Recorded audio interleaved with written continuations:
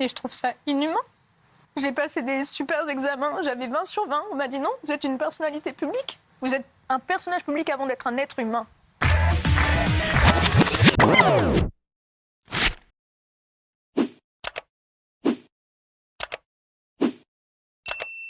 TF1 a arrêté le match, what the fuck?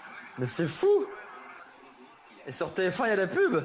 Et là, ça continue sur Beansport. C'est improbable. Alors sur Twitter, ça a été un truc de ouf. Égalisation à la 99e minute. TF1 a lancé 4 mariages pour une lune de miel. Je suis en larmes. On n'est vraiment pas un pays de foot. Oh, le moment de légende sur TF1. Le match se joue encore alors qu'on est devant le Camping Paradis. TF1 qui arrête de diffuser alors que le but est refusé. PTDR, les tarés. Des gens font la fête en France en pensant qu'on a égalisé. Vous avez du sang sur les mains, TF1. On vient d'assister à la marche. Il est parti loin. Lui, il est parti loin. Lui, c'est le meilleur.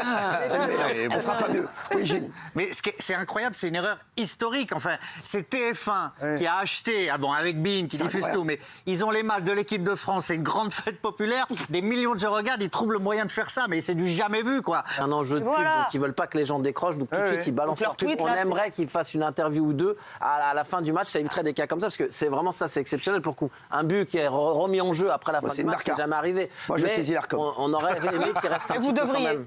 Non mais c'est vrai, je saisis l'Arcom, je suis à la foot. Oui. Mais en tant qu'homme de télé, comment vous expliquez ça? L'oseille est plus important que la diffusion du bien sûr. Ils se sont dit, il y a la pub qui va arriver. Une interview d'un les mecs, joueur. ils en ont rien à foutre, ils se sont dit, balancez vite la pub. L'interview, tu l'enregistres. Parce que je t'explique. Ah oui. En fait, à la fin des matchs, la courbe d'audience chute en une minute. C'est vertigineux. Ça veut dire que tu passes de 10 millions de téléspectateurs à 2 millions. Tu perds 8 millions de personnes. Donc plus ils lancent la pub vite, plus ils la vendent cher. Parce que les gens restent encore devant la pub. Enfin, ils essaient de les accrocher. Donc ils essaient d'envoyer le plus vite possible. Donc là, forcément, ils sont partis trop vite. Et Benjamin connaît ça. Tu m'as fait 2 fois, merci. Je sais que c'est embêtant. Il le frappait, il l'étranglait, il le fouettait à la ceinture, il lui mettait des coups de béquille. Rob et Roca French Rap Queen, les deux influenceurs propriétaires du chien et soupçonnés d'actes de cruauté envers leur animal, risquent jusqu'à 5 ans de prison et 50 000 € d'amende. Mais le couple nie tout en bloc et accuse directement la lanceuse d'alerte. Jeudi dernier, vous allez au domicile de Rob et Roca, donc French Rap Queen, les influenceurs, accusés d'avoir maltraité leur chien, c'est ça? C'est ça. Vous y allez pourquoi? C'est une soirée?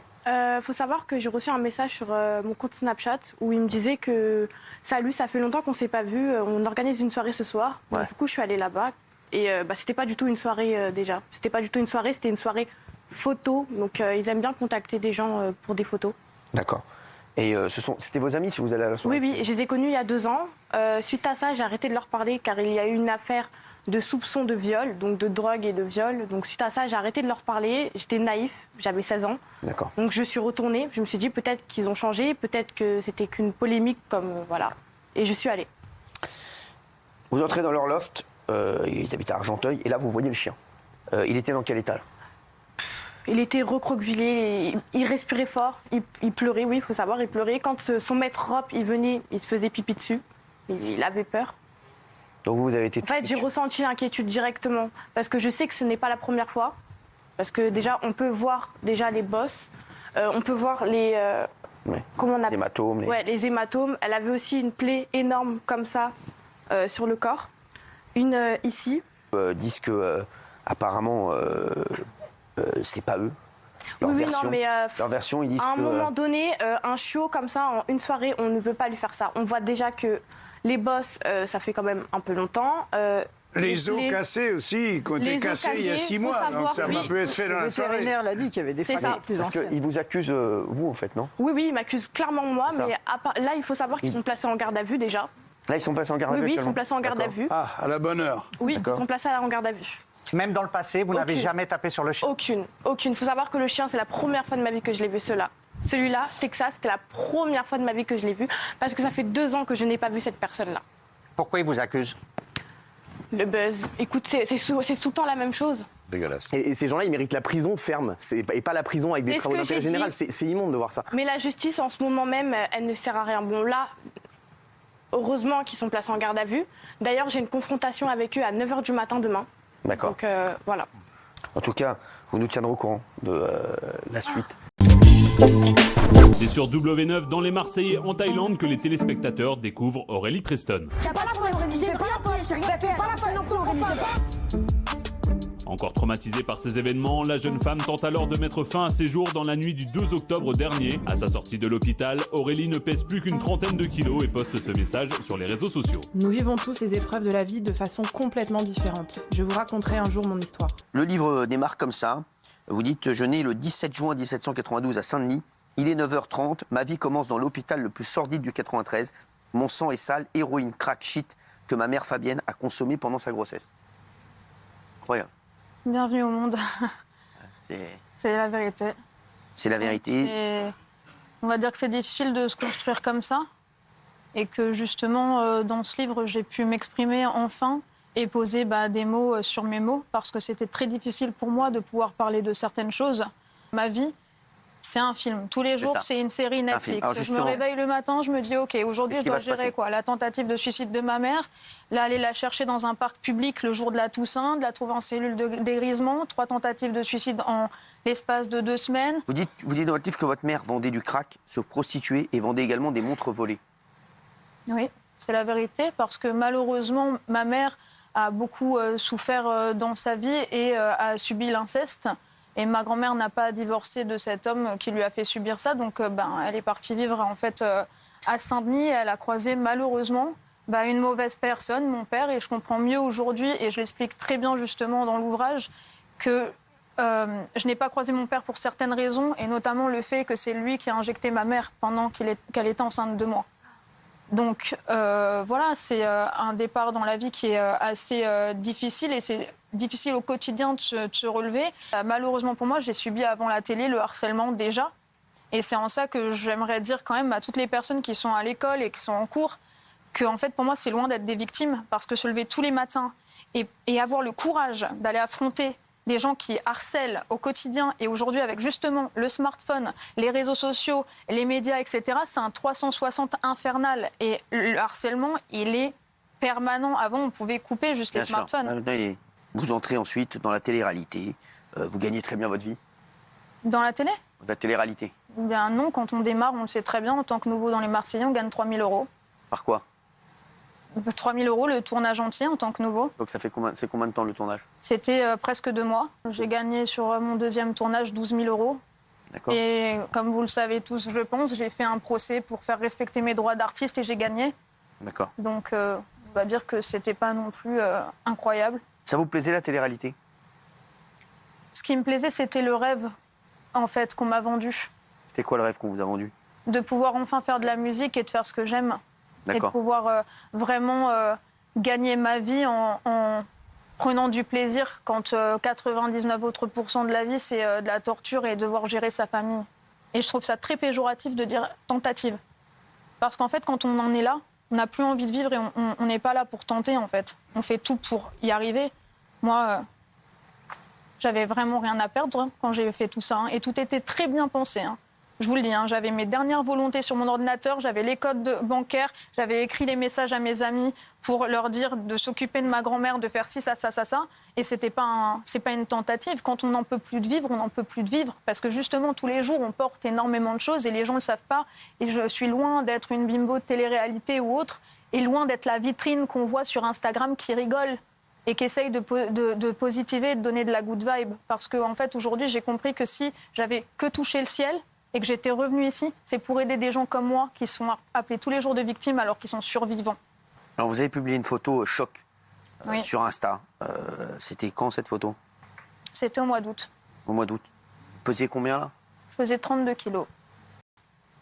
Et je trouve ça inhumain de faire vivre ça à quelqu'un. Vous vous rendez compte après? Quand vous voulez vous réinsérer dans la vie? Moi, je voulais vendre mes réseaux sociaux, essayer de faire de l'immobilier. Je suis partie en Suisse. J'ai passé des super examens. J'avais 20 sur 20. On m'a dit non, vous êtes une personnalité publique. Vous ne pouvez pas faire travailler dans les assurances. Vous ne pouvez pas faire ci, vous ne pouvez pas faire ça. Vous êtes catalogué à vie. Et quand vous demandez à Google un déréférencement, que vous payez des avocats pour ça, on vous dit quoi? Non. Vous êtes un personnage public. Vous êtes un personnage public avant d'être un être humain. Et c'est quoi, en fait, ma vie? C'est de passer toute ma vie pour une personne qui a eu aussi une poupée gonflable sur un plateau télé avec sa photo dessus? C'est ça? C'est ça, Aurélie? dans la vie de tous les jours. Non, Aurélie, c'est une battante, c'est une fille qui se lève tous les jours et qui sait pourquoi elle est là et qu'elle en veut. Et justement, quand j'ai voulu arrêter de vivre, c'est parce que le 1% qui m'a toujours raccroché à la vie, quand on m'a dit t'as fait de la télé, tu signeras jamais en maison de disque, et ben j'ai fait le 1% et j'ai signé en maison de disque et j'ai monté mon propre label. Et j'ai toujours été comme ça. Et ben là, le 1%, il y a 1 mois et demi, il n'existait plus, simplement. Vous regrettez d'avoir fait de la télé-réalité? Bien sûr, je regrette. Vous faites quoi dans la vie, Sébastien? Moi, je suis responsable en menuiserie dans l'événementiel. D'accord, donc je sais que vous avez économisé beaucoup d'argent pour... J'ai fait pas mal de déplacements. C'était un rêve de gosse. Et vous vouliez payer votre mariage avec cette montre, en fait? Exactement, donc en fait, au moment que je l'ai acheté, je me suis dit dans ma tête, en fait, c'est comme un placement à la banque. C'est ça. Si vous voulez, en fait, clairement, c'est comme un placement à la banque. Mais vous avez raison. Vous décidez donc de poster une annonce sur Le Bon Coin. Écoutez bien cette histoire. Donc là, un homme vous envoie un message et échange son numéro de téléphone avec vous. Exactement. Vous vous êtes appelé? Oui, il m'a demandé mon téléphone, il m'a appelé. C'est ce que j'ai dit, en fait, le courant au téléphone est très bien passé, en fait. Moi, de base, je voulais faire la vente chez moi. Et du coup, il me dit qu'au final, il est obligé d'annuler parce qu'il n'a pas trop le temps, il est un peu pris au travail, tout ça. On décale le rendez-vous, en fait, au dimanche. Et moi, j'ai dit au final que ça m'arrangeait, car en fait, le dimanche, c'était le baptême de mon neveu. D'accord. Donc, on a fait, entre guillemets, la vente, parce qu'au final, il n'y a pas eu de vente, mais la vente, en fait, quasi devant la salle, à 20 mètres de la salle. Donc, vous quittez l'événement juste pour la vente. Vous vous rendez à la vente donc avec votre père, qui est avec nous. Exactement. Donc par la suite, il vérifie quand même que ça soit bien authentique, il vérifie tous les numéros, comme en fait elle était... Là, il est tout seul, vous êtes voilà, il était tout seul. Il me dit, je pourrais voir juste la boîte, parce que vous savez, en fait, il y a un numéro derrière la boîte pour vérifier. D'accord. Et il la prend, il regarde, il dit, bon, très bien, on va faire la vente, je vais chercher l'argent dans ma voiture. Et il n'a pas le temps de dire ça, qu'il part en courant. Il s'en va avec la boîte, vous réagissez comment? Le réflexe, c'est je cours. Ah oui. Et je dis à mon père... il se barre avec. Et là, vous arrivez à l'attraper par la capuche? Je l'attrape par la capuche, il se retourne, il me met un coup de poing. Donc le réflexe, je le pousse par terre. D'accord. Et du coup, entre-temps, le complice, parce qu'il y avait un complice, voilà, il y avait un complice qui était peut-être, on va dire, 100 mètres devant. Donc là, il y a une deuxième personne qui arrive. Voilà. Et du coup, donc, j'ai juste le temps de me relever. Et là, donc, je reçois un coup de batte de baseball en pleine tête. Donc là, c'est l'autre... L'autre complice. Entre-temps, la personne m'a quand même mis plusieurs coups de poing au visage. Donc là, en fait, je reçois le coup de batte en pleine tête. Celui qui m'a mis le coup de batte, ça allait vite. Je ne l'ai pas vu que lui, il a toujours été loin devant. Et lui, je ne le reconnaîtrais pas parce que j'ai pas... Enfin, j'ai des petites images, mais vous voyez, c'est flou vraiment. Ce que je veux dire, c'est que même dans les petits villages, il y a de l'insécurité. Donc des fois, j'entends des ministres dire c'est un sentiment d'insécurité, mais concrètement, non. Enfin, c'est une réalité. La preuve, demain, je vais me faire opérer du nez parce qu'on m'a fracassé à coups de batte de baseball, quoi. Mais j'aurais jamais pensé... Voilà, comme vous avez dit, c'était combien? 2000 habitants, la commune? Bien sûr, ouais. C'est vraiment... Oui. Enfin, c'est... Et la police dit aussi ne mettez pas de fausses, du coup, dans Paris, pour faire semblant, parce qu'ils y connaissent rien et ils vous tapent autant. Qu'est-ce que j'ai qui donne... Ah, j'ai un truc qui me... Vous avez une bestiole qui... Ah, mon Dieu.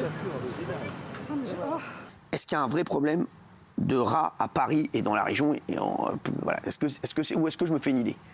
À Paris particulièrement. Ouais. Il faut bien avoir en tête qu'il y a 2 millions de Parisiens, il y a 6 millions de rats. Ah ouais. Population estimée. Et en fait, à Paris, depuis un certain nombre d'années maintenant, on voit les rats, justement, arriver en surface, massivement en surface. Et là, c'est problématique. C'est problématique parce que les rats sont propagateurs de maladies. C'est ça. Ouais. C'est dangereux, tout simplement. Ça donne aussi une idée de l'état d'insalubrité chronique de la ville. Ouais. Parce qu'en fait, le problème, c'est pas tant qu'il y ait des rats qui soient au sous-sol ou qu'il y ait quelques rats qui, de temps en temps, viennent en surface. Le problème, c'est quand vous avez des rats qui massivement viennent en surface, et ça veut dire qu'on a atteint un stade de crasse, un stade de saleté, un stade d'insalubrité qui est inédit et qu'on voit d'ailleurs dans aucune ville au monde. Il faut nettoyer cette ville. Il faut nettoyer cette ville. Paris est la seule concernée, accessoirement. Vous regardez les autres villes alentours, le problème, il n'existe pas. Vous regardez les grandes villes françaises qui sont aussi des métropoles, qui sont aussi des villes qui À Lyon, on n'a pas ce problème. Nulle part ailleurs. Bordeaux. Vous l'avez dit. Paris, c'est, dans l'esprit de beaucoup, c'est la plus belle ville du monde. Aujourd'hui, c'est la plus belle ville du monde, Paris. Oh, bravo. Ouais.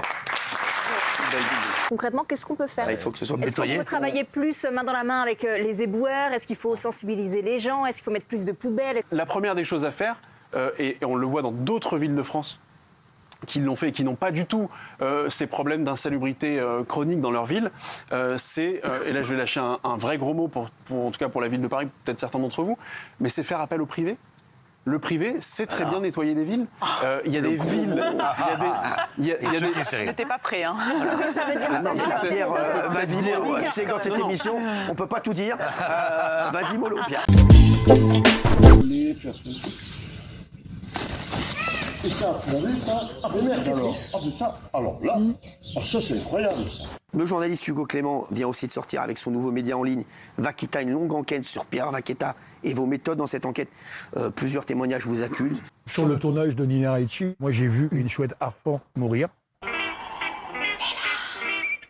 On a fait le tournage, ce qui faisait à peu près 3 jours en aller-retour. La chouette n'a pas mangé. Ces animaux qui vivent chez nous sont apprivoisés, dressés pour les tournages de films et sont extrêmement familiers. Il se trouve qu'une partie de ces animaux, c'est le cas de cet aigle, sont des animaux que l'on nous confie, que l'on nous donne, que l'on met chez nous parce qu'ils ont des problèmes. C'est que cet aigle, par exemple, a passé sa vie dans plusieurs parcs et tous les parcs dans lesquels il se trouvait, il est né en captivité, ont eu des problèmes, il est très agressif parce qu'il a été mal élevé. Parce qu'un animal que vous sortez dès sa naissance des parents, c'est une erreur. Souvent, l'animal après se prend pour un être humain et a un comportement avec vous comme il aurait avec ses confrères, ses congénères. Quand son bébé, ils sont très mignons, mais arrivé à l'âge adulte, il se dit « Qu'est-ce que tu fais sur mon territoire ?» et il vous agresse. Depuis 5 minutes sur ma main, il m'a flanqué un coup de crâne, un coup de bec sur le cuir chevelu, enfin qui n'est plus chevelu. Il m'a donné un coup d'aile avec le coude qui est très dur. Hein, il peut vous ouvrir l'arcade sur le visage, on ne le voit pas, et on le voit sur la vidéo. Il m'attrape ma main, et là, je me dis il faut faire quelque chose. Œil pour œil, bec pour bec, je lui mets une gifle. Alors cet oiseau. Après, je suis allé m'asseoir, on ne le voit pas. L'image est sortie de son contexte. Les réseaux sociaux, c'est le tribunal nord-coréen. Il y a aussi cette histoire de singe. Regardez. Il y a le cas de Zania, une singe magot. C'était vraiment une singe qui était vraiment mignonne et bien dressée. Et un jour, il a vraiment perdu son calme et il l'a tabassé à coups de poing en plein visage. Tout le monde hurlait, on le suppliait d'arrêter.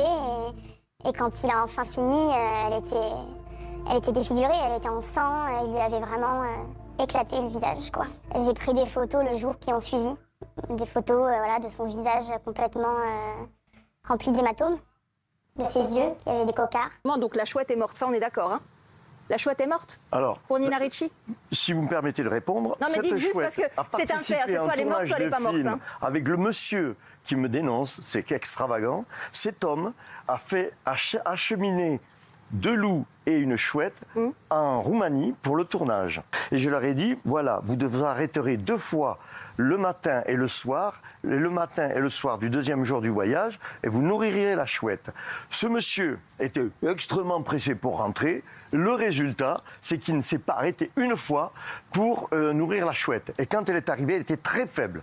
Et cette chouette est morte. Et ce monsieur a quitté mon entreprise, mon activité. Voilà la réalité. Alors c'est extravagant que ce soit lui qui dénonce cette chouette alors que c'est lui qui l'a pas nourrie. Je vous écoute. Non mais le cocard du singe, c'est de la diffamation?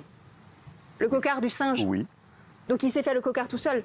Je peux m'expliquer? Allez-y. Pierre. Il y a 3 animaux qui viennent d'être évoqués pour lesquels j'ai mené des actions et je les ai recueillis. Effectivement, un jour, il a attaqué les soigneurs.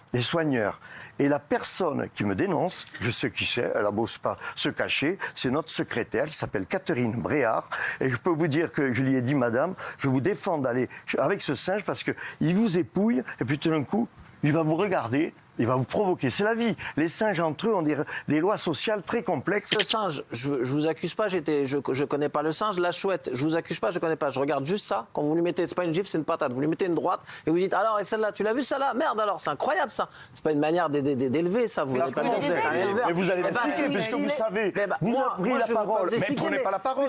Moi, on me demande de parler, je parle. Si c'est un aigle qui a été élevé par des hommes et qu'on peut pas rééduquer, etc., pourquoi vous l'avez pris? Il a l'espoir de le dresser, de le remettre sur le bon comme ça, avec les patates dans la bouche. Il sait pas. J'ai arrêté tout, il est tout seul maintenant. Il faut vous dire, plus personne ne va y aller. Moi, je préfère qu'il soit tout seul qu'à prendre des droites comme ça attachées à votre bras. Ces 4 secondes-là, évidemment, que ça a l'air extrêmement violent. Il y a aussi une histoire avec un ourson que vous auriez battu et qui se serait et qui se serait évanoui. Est-ce que c'est vrai ça? C'est faux. Ça, on l'a pas. Tout est diffamation. Mais oui, non, bien sûr. Mais là, l'ourson est un animal qui n'a pas du tout été brutalisé, jamais.